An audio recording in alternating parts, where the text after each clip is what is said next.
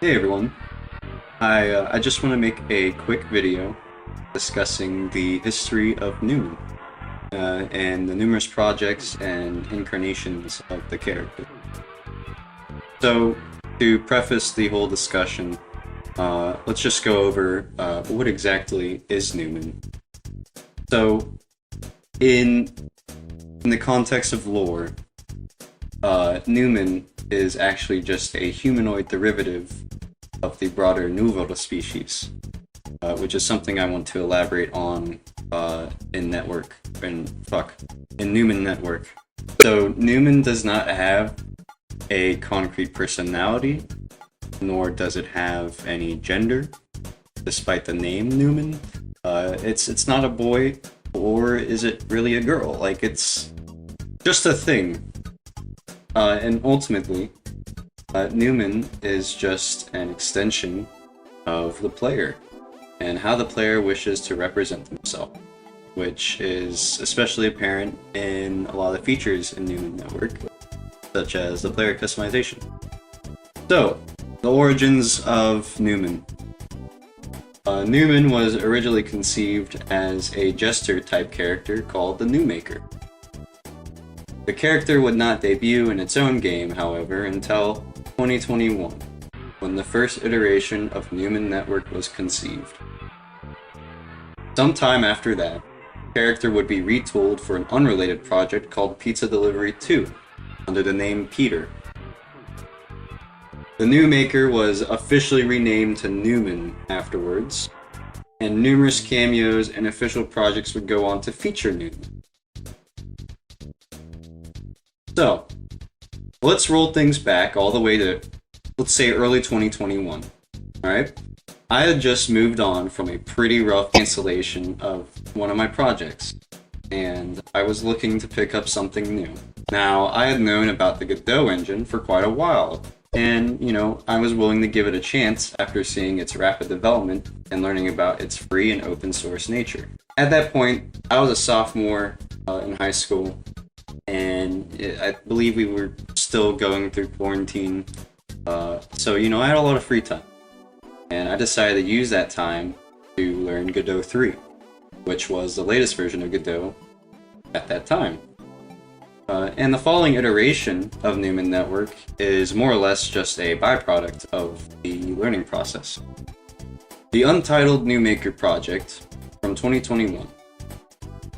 It does not have a lot to offer when compared to other iterations, but regardless, it actually planted several ideas that would slowly develop in my mind. This prototype was incredibly rough and lacked any sort of direction.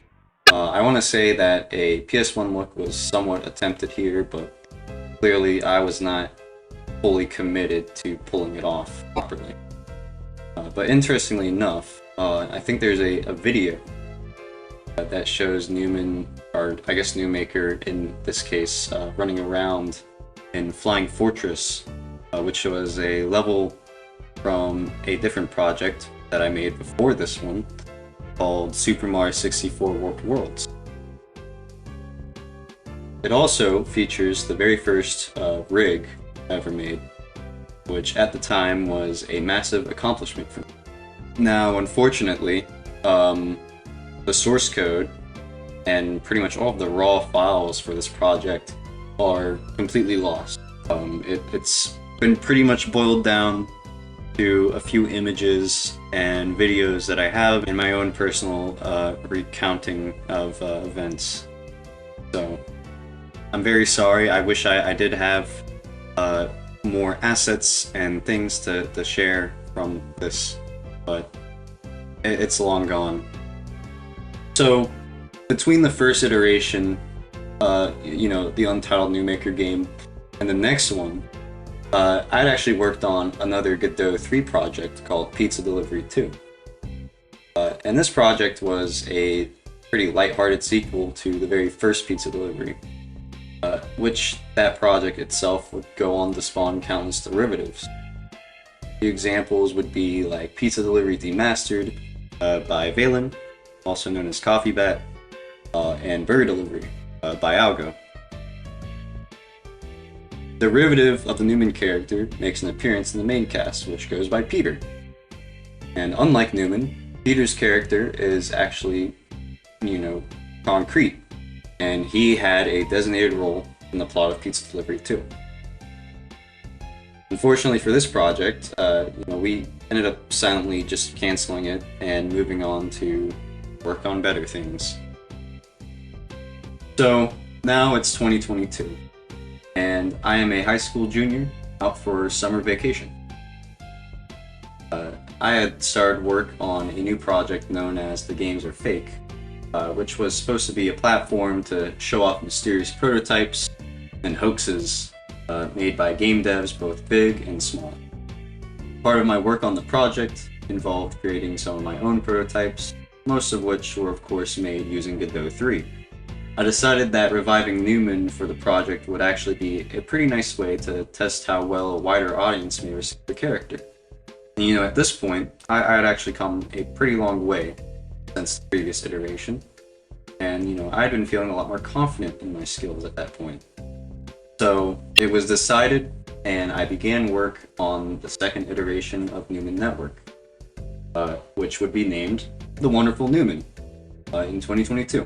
And this project actually offers a lot of new ideas and carryovers from the previous iteration.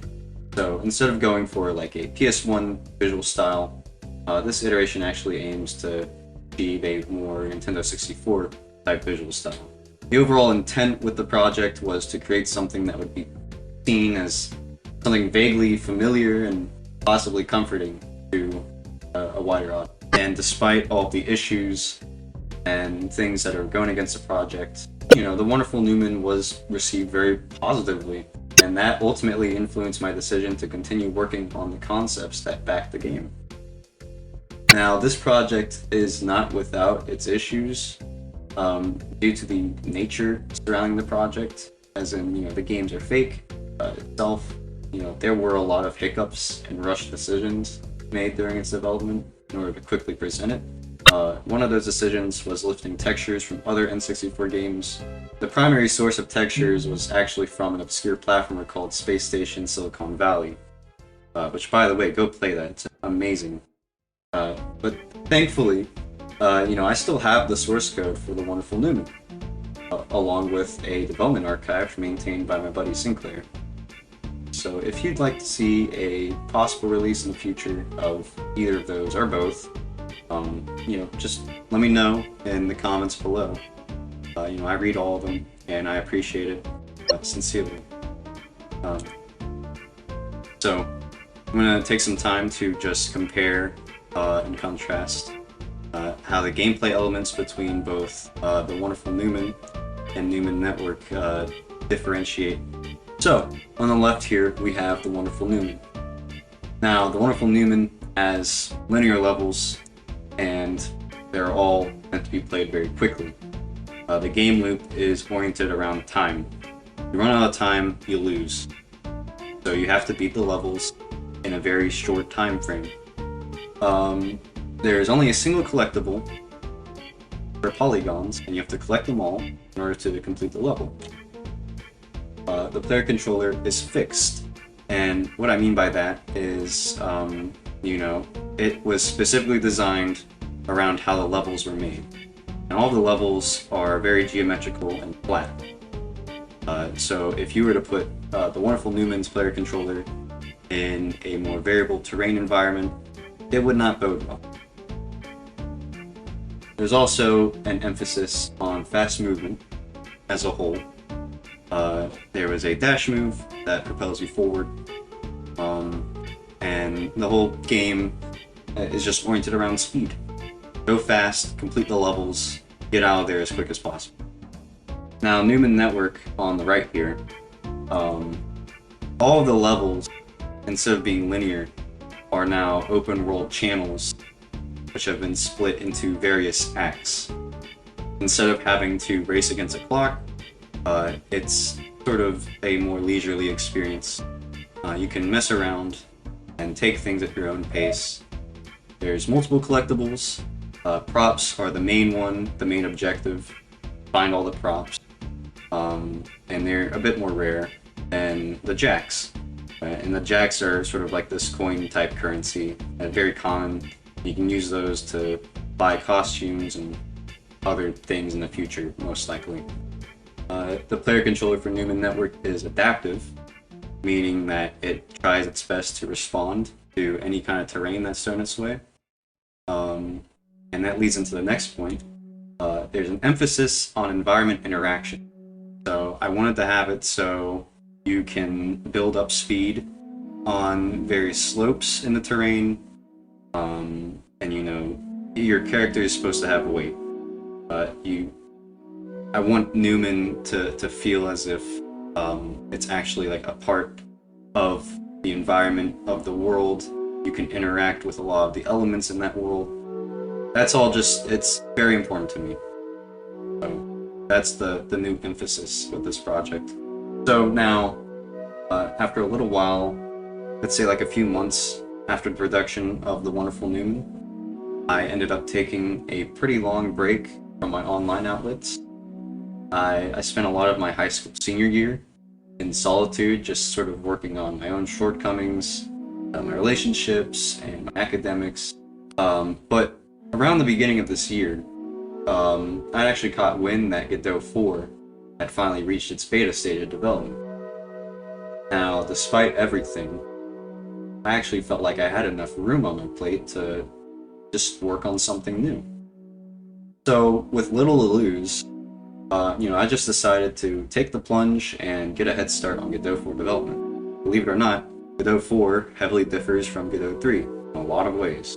So I started work on a game that I had conceived just a little bit before my break, which was initially known as Mindfuck 1960. But this would later be renamed, and the direction for the project would take a hard 90-degree turn and become something completely different. So now I'm going to talk a little bit about GD Cinder, which is the back-end framework for Newman Network. While my discussion of Mindfuck 1964, it may not seem relevant to Newman Network, you would actually be mistaken about that. Even though that project may never see the light of day, the cinders of that project do end up living on through Newman Network. And what I mean by that is that Newman Network's framework, GD Cinder, was a pretty big carryover from Mindfuck 1964.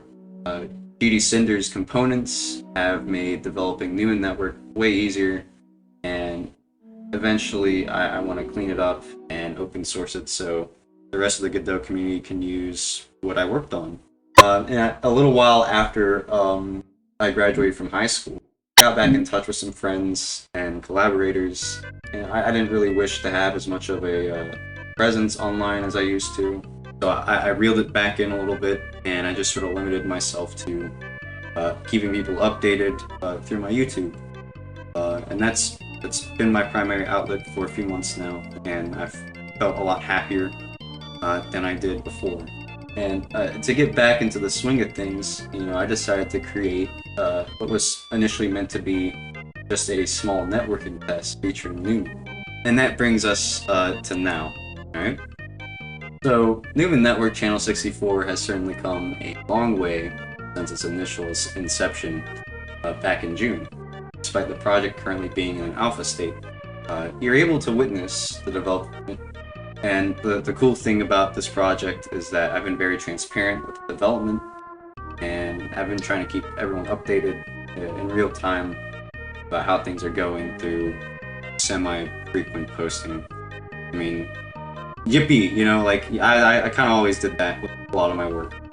So it's not anything too new. Something that does differ with this project is that I feel very, very confident, not just in Newman Network itself, but how far my skills have developed, not just in programming, but in all sorts of different art departments and that sort of thing. And I strive to show off my sheer passion and soul in all of my work. And I can only hope that it's egregiously, in your face apparent with Newman Network.